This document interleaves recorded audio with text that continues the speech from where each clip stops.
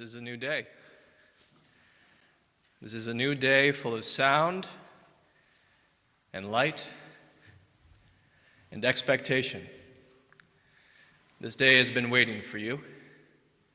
This day has been waiting especially for you, to embrace you, to guide you. This day has been waiting with open arms just for you. This is the day we have been given. Let's not waste it. Come now and let us worship together. Beautiful, beautiful, beautiful, beautiful snowy day out. It's wonderful. For people here in Youngstown, we can hear people snow blowing outside and putting salt out for folks. And I welcome all of you who are joining us from wherever you happen to be, whether you be in the Mahoning County and Trumbull County area, or from around the world on Zoom, Facebook, and later on YouTube. It is a beautiful, beautiful snowy day. So I welcome all of you to join me, especially if you are a member of the congregation. For immediately following the service, we're going to have an annual meeting. For those who have no idea what that is, you may want to check it out, just satisfy that curiosity. But especially if you're a voting member, so you can vote on important issues of the church, you can join us immediately following the service. I also want to highlight that we have small groups that are being formed called Heart to Heart. These are groups that meet monthly, regularly, sometimes in person and also virtually. So you can choose whichever group you feel most comfortable in. It's called Heart to Heart, and you can sign up. It's open to anybody. And you can find out about them on our website, UUYO.org. It's right there on the main page, UUYO.org. And you can sign up to be part of one of these small groups so that you can stay in contact regularly with people, virtually and in person. And immediately following the Time for All Ages, we're going to have Chalice Circle. So our wonderful Director of Religious Exploration, Kathleen Hogue, will be leading Chalice Circle. So you can join her immediately following the Time for All Ages.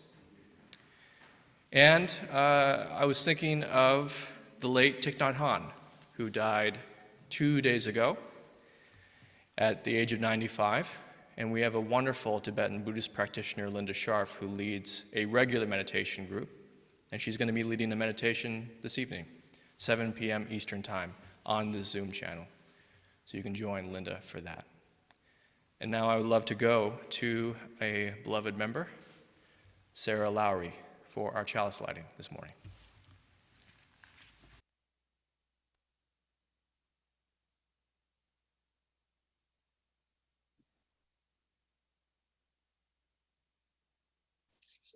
Good morning.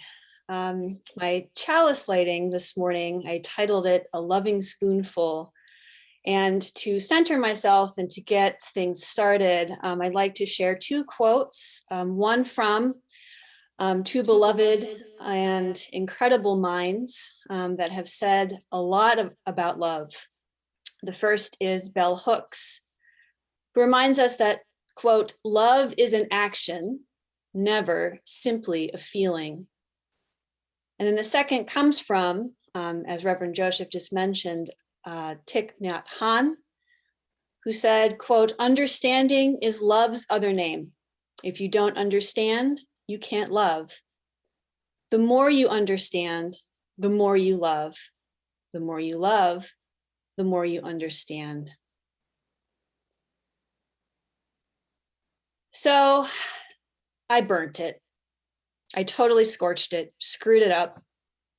Just 30 to 60 seconds too long in the heat. Instead of a light, airy, springy sponge cake, I am gingerly clutching the shards of a crisp 10 by 15-inch chocolate coffee cookie. At least it tastes good, I think, as a consolation while I nibble on my mistake. Crumbs tumble all over the tabletop while I savor these 30 to 60 seconds before I have to start all over again. This was the result of my first attempt at making a bûche de Noël, which is also known as a Yule log cake, which is also known as a Swiss roll carefully curated to look like a rotting, fungi-ridden, forgotten chunk of wood. If that's not the visual representation of irony, I don't know what is. This maiden voyage into the precision and perplexity of French patisserie happened almost 20 years ago.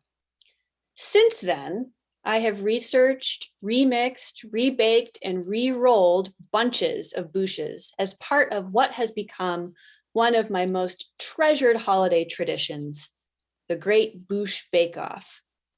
And I'm pretty sure we coined that before Paul Hollywood, Mary Berry, or Prue Leith were judging showstoppers under the white tent in the lush British countryside.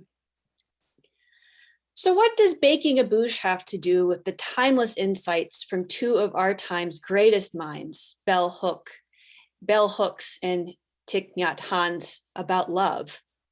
Well, everything.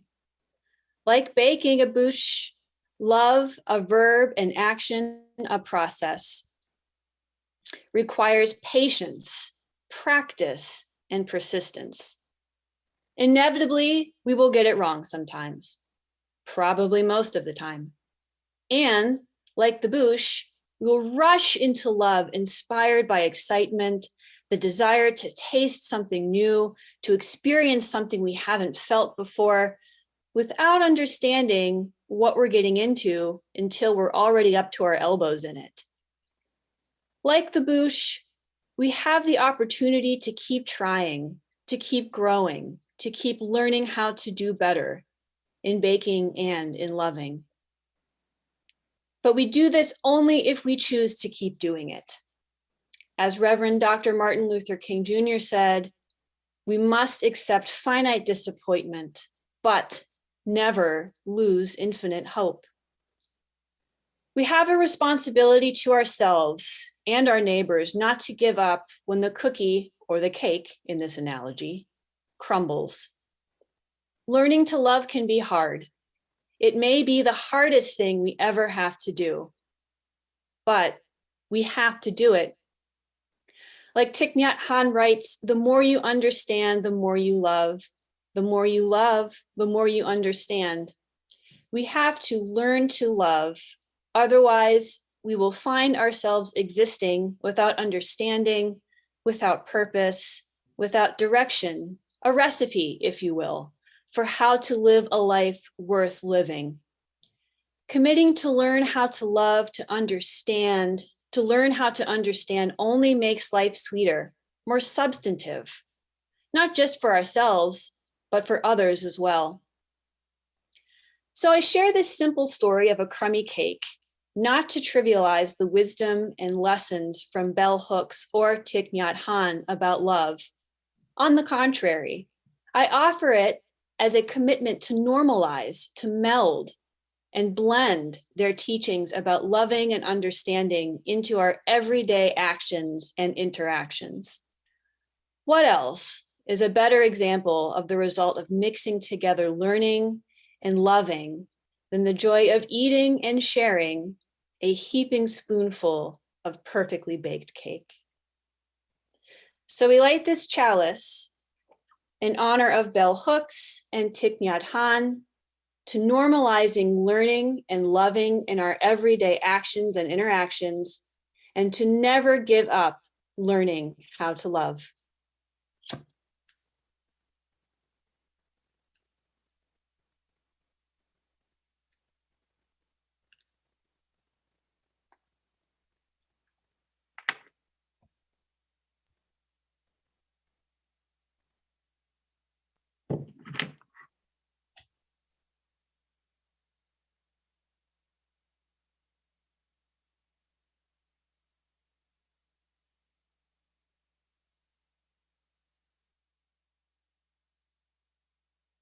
Love is patience.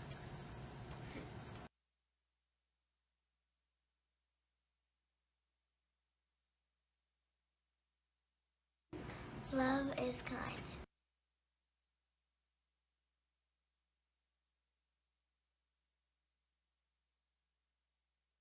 Love is not envy.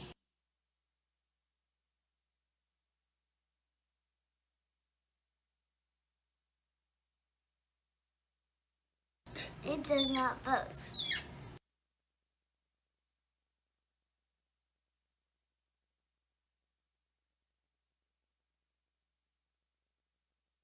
Love is not proud.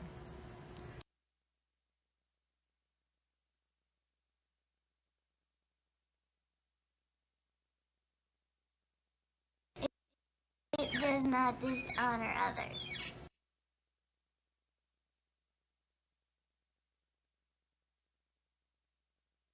Love is not self-seeking.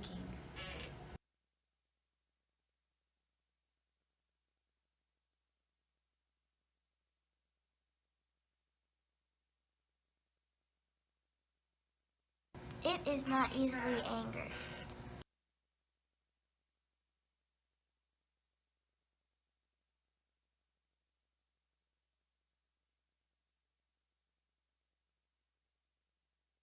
Love keeps no record of wrongs.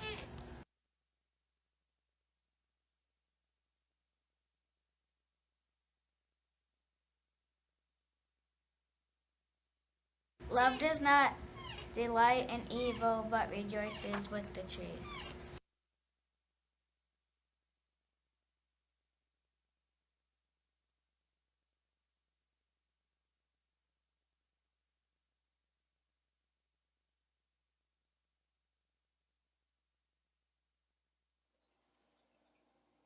It always protects, always trusts, always hopes, always perseveres.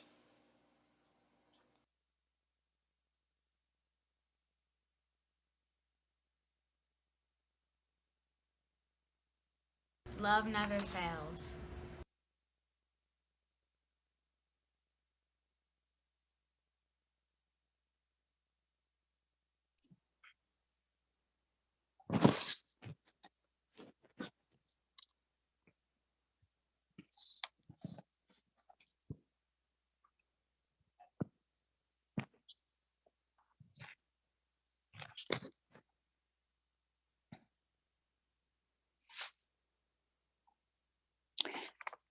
If you'll join with me now, we'll say the covenant for our church.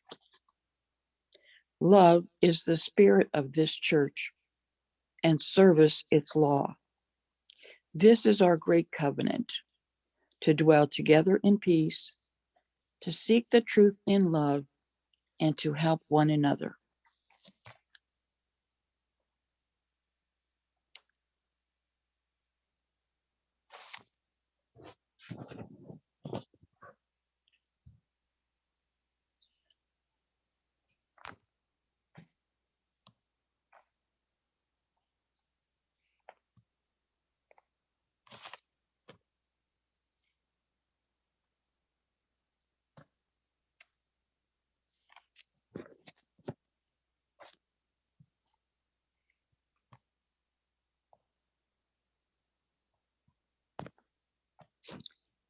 Each month, we donate all loose cash and unmarked checks put in the offering plate to a nonprofit organization whose mission and actions are consistent with the UU principles and the mission of UUYO. Our recipient for January is UUJO, UU Justice of Ohio. UUJO is a network of UU clergy and laity and their local and state faith and nonprofit partners. UUJO offers congregations access to advocacy, training, and issue around the issues of social equity and equality. In 2019, UUJO offered support to our local immigrant assistance programs. In 2020, they offered voter engagement programming that this congregation participated in.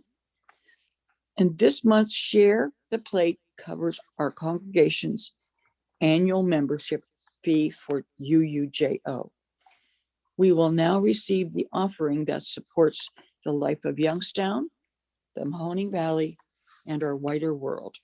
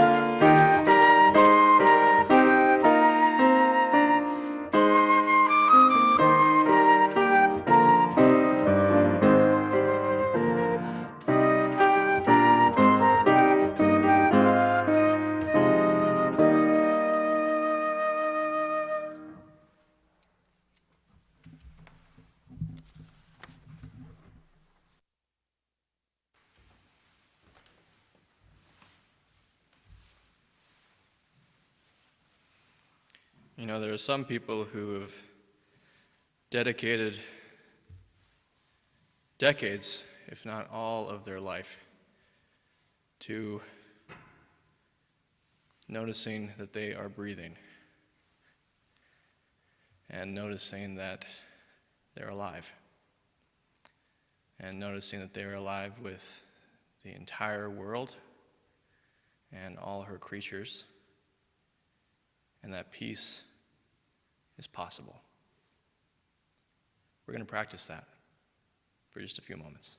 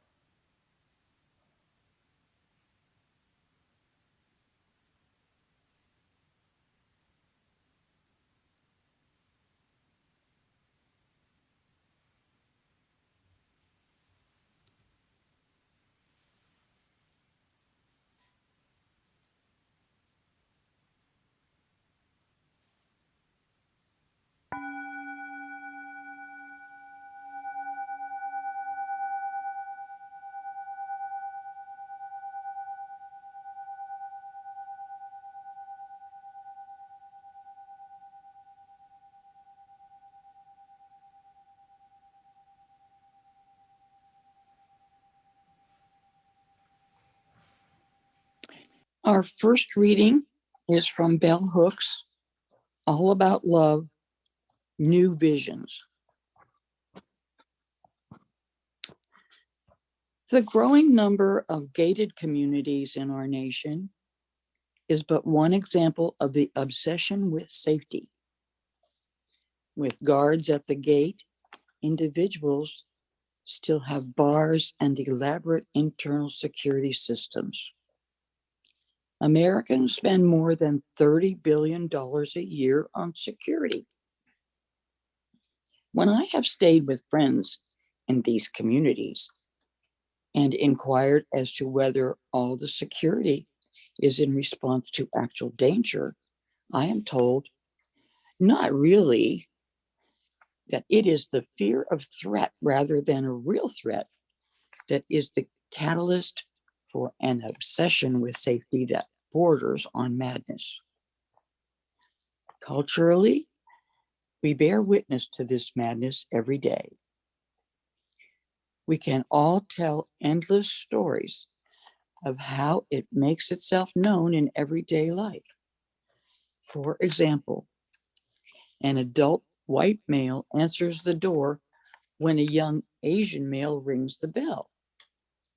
We live in a culture where, without responding to any gesture of aggression or hostility on the part of the stranger who is simply lost and trying to find the correct address, the white male shoots him, believing he is protecting his life and his property.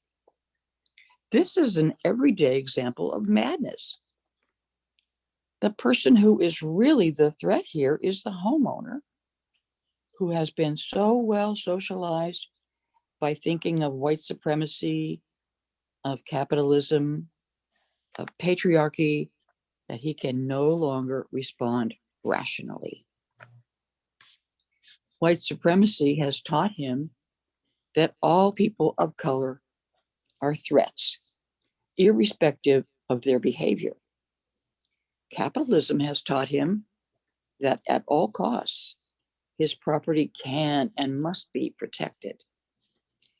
Patriarchy has taught him that his masculinity has to be proved by the willingness to conquer fear through aggression, that it would be unmanly to ask questions before taking action.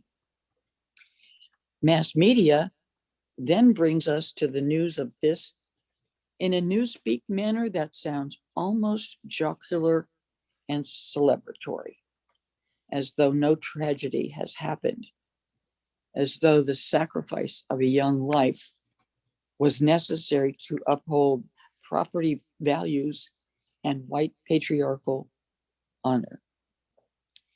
Viewers are encouraged to feel sympathy for the white male homeowner who made the mistake. That fact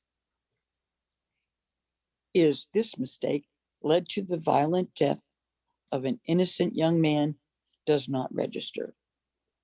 The narrative is worded in a manner that encourages viewers to identify with the one who made the mistake by doing what we are led to feel we might all do to protect our property at all costs from any sense of perceived threat. This is what the worship of death looks like. The second reading is from the same person. How different things might be if, rather than saying, I think I'm in love, we were saying, I've connected with someone in a way that makes me think I'm on the way to knowing love. Or instead of saying, I am in love, we are saying, I am loving, or I will love. Our patterns around romantic love are unlikely to change if we do not change our language. And finally, Bell Hooks also writes, if I were really asked to define myself, I wouldn't start with race. I wouldn't start with Blackness. I wouldn't start with gender. I wouldn't start with feminism. I would start with stripping down to what fundamentally informs my life, which is that I'm a seeker on the path. I think of feminism and I think of anti-racist struggles as a part of it. But where I stand specifically is steadfastly on a path about love.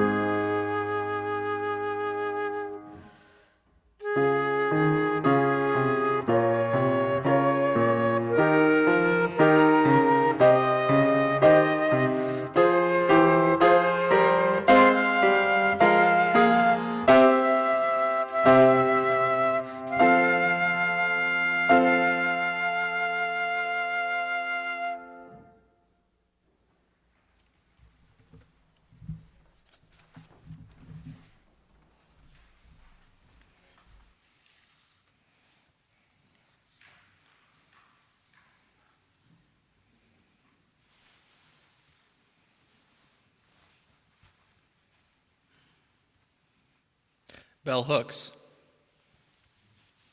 the internationally known writer, scholar, social justice activist, passed away right before the new year. And I feel compelled to share what her life and work has meant to me, and my hope for all of us as we enter 2022. I know perhaps not everyone is familiar with bell hooks, so I'll give you a little background. And for those who know bell hooks, maybe a little refresher. Gloria Jean Watkins was her birth name, and she had a grandmother named Bell Hooks. Her grandmother was known as a woman with a sharp mind and a sharp tongue, and she became a role model for her. Gloria Watkins took the name of her grandmother, Bell Hooks with lowercase letters, to show that the most important thing in life was not the person, not the ego, not fame, not fortune, but ideas. Ideas. I might argue with her on that. I find her personhood, how she chose to live, as important as her works. Bell Hooks lived in a rural Kentucky town and grew up in a rural Kentucky town that was completely segregated. And what I've learned from Bell Hooks is the importance of rooting yourself, the importance of rootedness, of rooting yourself in a particular place for the long haul. She went to Stanford, went to grad school, moved to California, taught at some of the most prestigious universities in the country, Yale, Oberlin, the New School.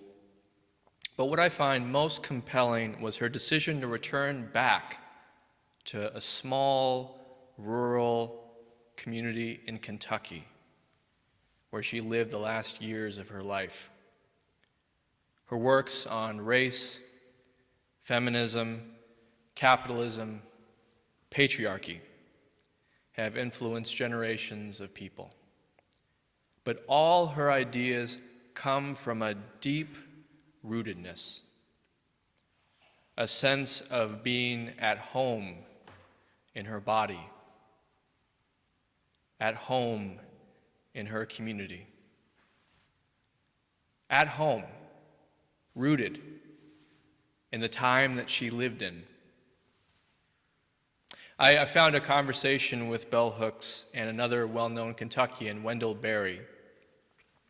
Both had literary success and lived in New York City.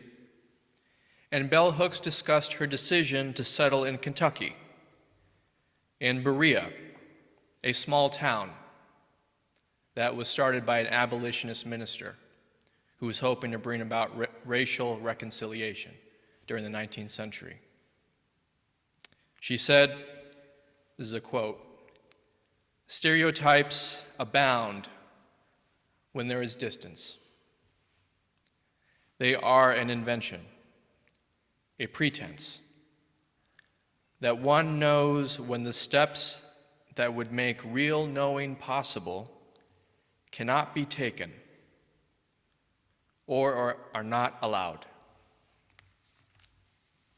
She recalls how people in New York City knew and praised her work, but when she returned to her hometown in Kentucky, no one knew who she was or what her ideas were. She talked about the courage to live small, to live in small, local proximity to a small community, and how living in proximity to a small local community informed her understanding of love.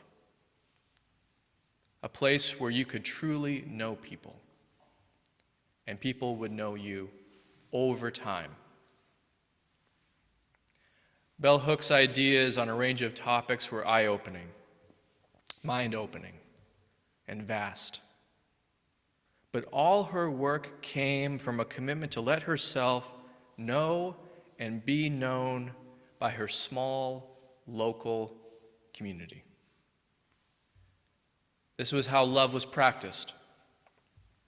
And this is how her deep thoughts about liberation, being a black woman in America, came to be manifested. Her work for me is characterized by a commitment to presence, a commitment to paying attention to the body, paying attention to history, paying attention to your neighbors, paying attention to your local soil, paying attention to your mind and the narratives you've assumed without realizing it. The presence of mind to liberate yourself. Many don't know she was a longtime meditator who described herself as a spiritual seeker, like many of us. She was touched by the life of Thich Nhat Hanh and his commitment to trust that immediate presence and attention in our body, here and now, could lead to peace, liberation, reconciliation. She witnessed firsthand Thich Nhat Hanh's presence with American soldiers who were sent to his home country in Vietnam, the tenderness and attention he paid to them.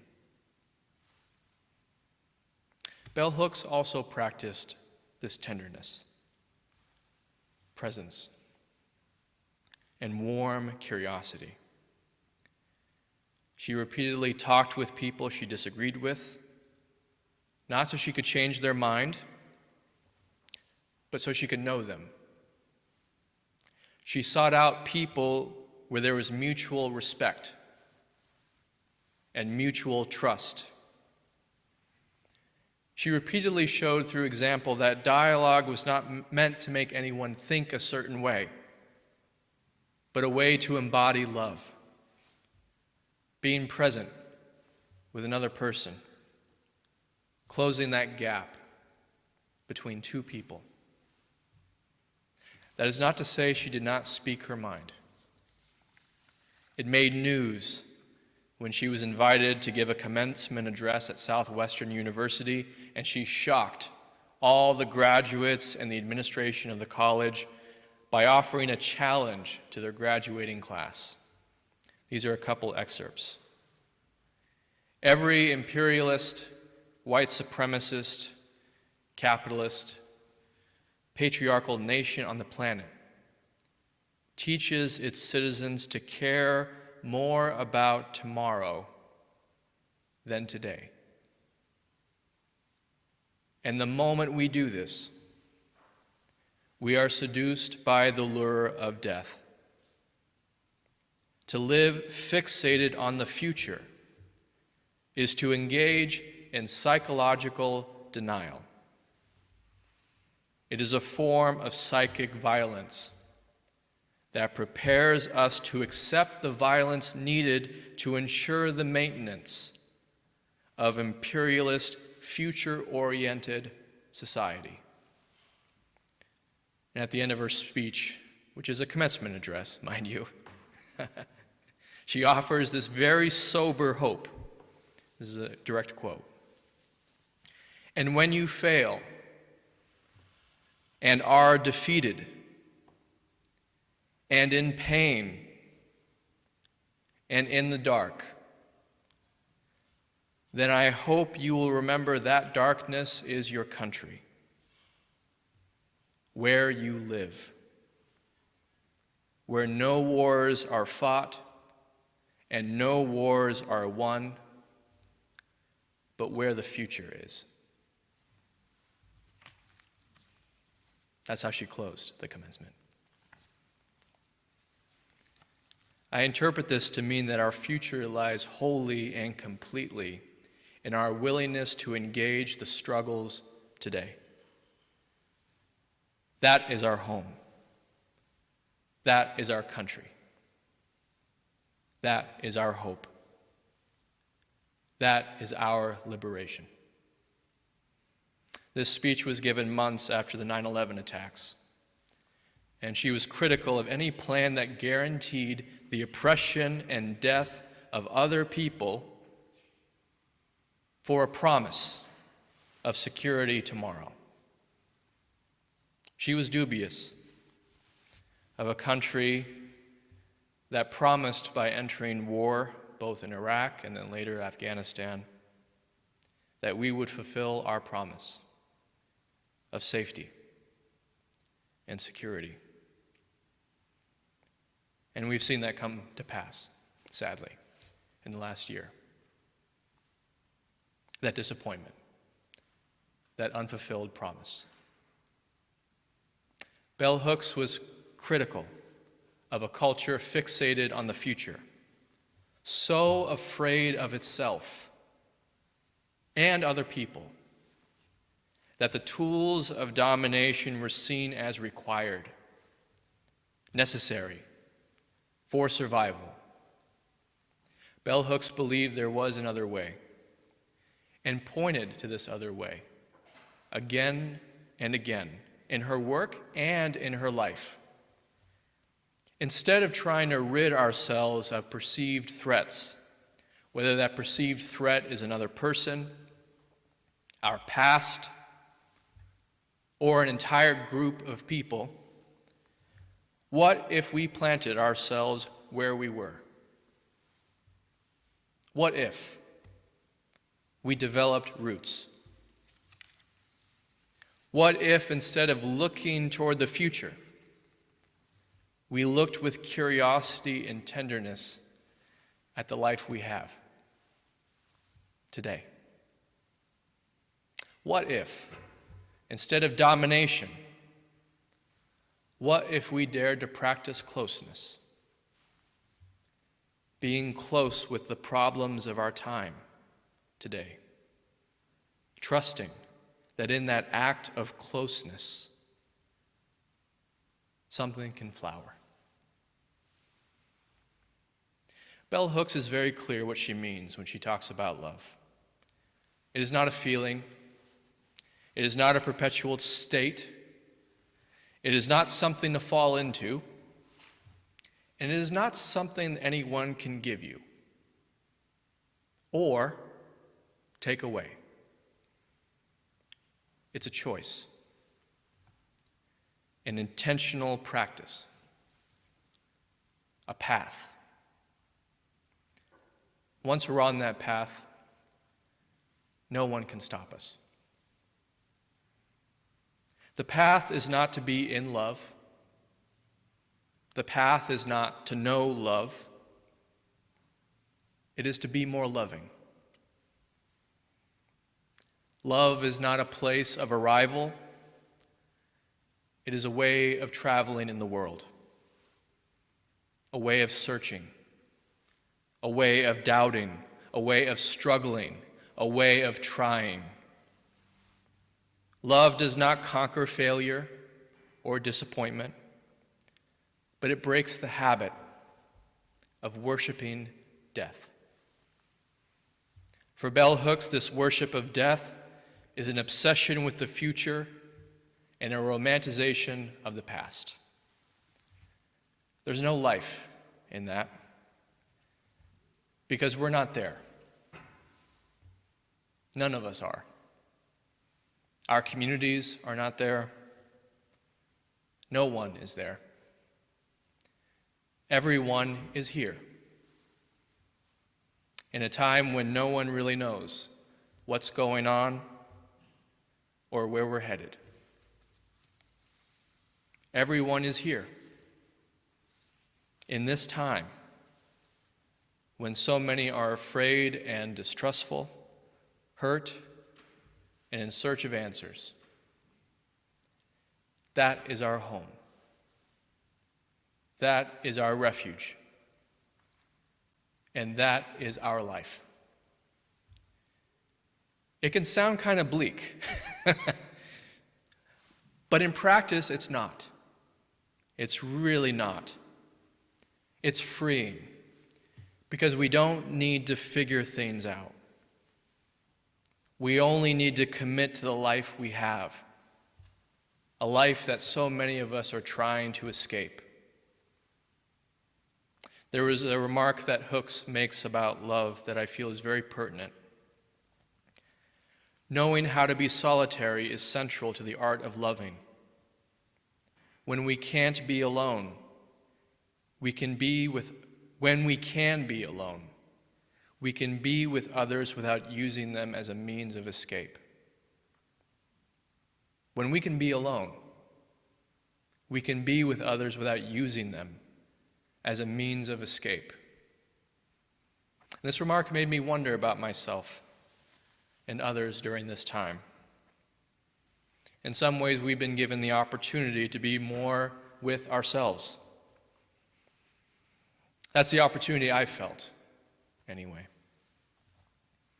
And I have felt a shift to not needing to meet with people in order to boost my mood or make me feel a certain way, but to meet people out of a deep curiosity of what it means to be alive, learning from another person, just to close that gap, to know and be known. Bell Hooks was a great teacher because, like all great teachers, she reminded us of something that is fundamental to each of us. She showed us you don't need a special degree or to live in an exotic location or to be a particular kind of person in order to discover what is meaningful. We just have to trust the life we've been given and to never give up the search. The search today to discover love in everyday meeting with those who are around us in our local community. She spoke to people who have layers of distrust based on our culturally skewed ways of viewing ourselves, based on race, sexuality, gender. She wrote and lectured at length at the ways we limit ourselves and have allowed our culture to limit us. but she also pointed toward liberation. That liberation is not future-oriented. It wasn't the promise of tomorrow. It was the promise of today. It was the promise that each of us can love if we have enough fortitude. We have to give it to ourselves instead of waiting for someone to give it to us. And then we have to give it away, not to fulfill our own personal needs, but because it's who we are, with little expectation. It's very simple, actually. It's a life-changing practice. We love not in order to make the world as we would want it to be. We love knowing full well we will be disappointed, knowing full well there are no guarantees. We love because it's who we are. When we try to mitigate disappointment, when we want a guarantee of personal fulfillment, we end up practicing a form of domination and control, often without realizing it. We seek to control others. We ultimately seek to control the world. We seek to remake the world in our own image, our own imagining of what we think it should be. Though this may look like love, Hooks warns us it is not. Imperialism, economic exploitation, racially motivated violence, moves to protect masculinity at all costs. These are attempts to control what ultimately cannot be controlled. They are attempts to overpower and tame life. Our culture's attempt to control fear through violence, to appease discomfort through annihilation. There is another way, and this other way is pretty much the exact opposite. Instead of worshiping death, instead of participating in our own annihilation, we try to live, even though life is scary, unpredictable, at times painful, and disappointing. We plant ourselves in life rather than distract or fantasize about something other than the life we have. The life we have in this community, in this place. We plant ourselves here because in time we learn to trust that it's only here that love is actually real. Only here is where it can bloom. Only here is where it can be shared. Only here is where our search is meaningful. It has to begin here, rooted here, on this day, in this place. I've been thinking of our neighbors, Congregation Ohev Beth Shalom, and Jews in all our communities that have been impacted by the hostage situation last week in Colleyville, Texas. I wonder what Bell Hooks would say had she been alive then. And I realized that her legacy continues in that wondering, and our actions to continue her search, a search that plants us squarely where we are, in the place we are, in the struggles we have. We are still struggling with violence. We are still struggling with actions to guarantee a better future for some through acts of violence and oppression. I reached out to Rabbi Paula as a neighbor and offered our congregation support and willingness for collective action, if appropriate. It feels like a small gesture, and it is. But I've learned from bell hooks that is part of the path. Planting ourselves where we are, planting ourselves in our values, and where we see violence and oppression, show up. Be present. Be present to others, and commit to a different way. That different way is not about guaranteeing we will get what we want. It is giving ourselves to what we already have, and trusting by giving ourselves to each other, the future will bloom. We don't need to predict the future. We don't need to control it. We don't even need to manage it. We give ourselves back to ourselves.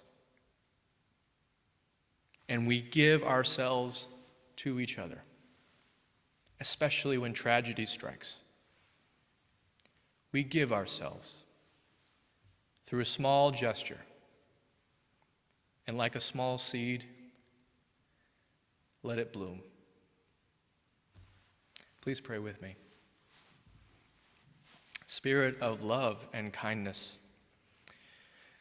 we are so grateful for the legacy of bell hooks. So grateful for the courageous, challenging, loving,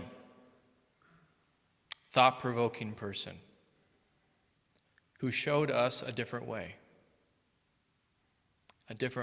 to be alive, a different way to find and search for what is meaningful. Please guide us on our search during the year of 2022 and on this day. Please help us to live fully on this day. All this we pray. Amen.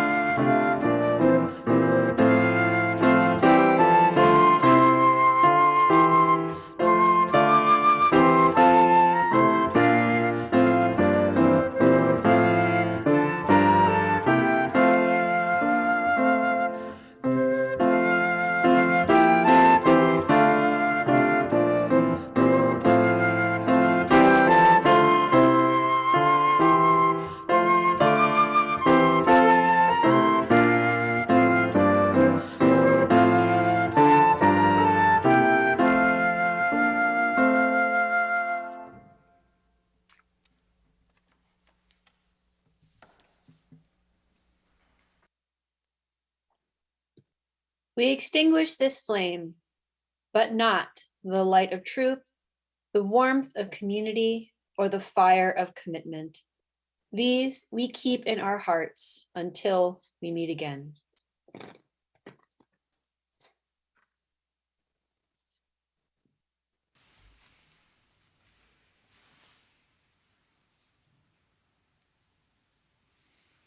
As you depart, please remember the lesson of bell hooks, writing, and life. You are loved and never truly alone.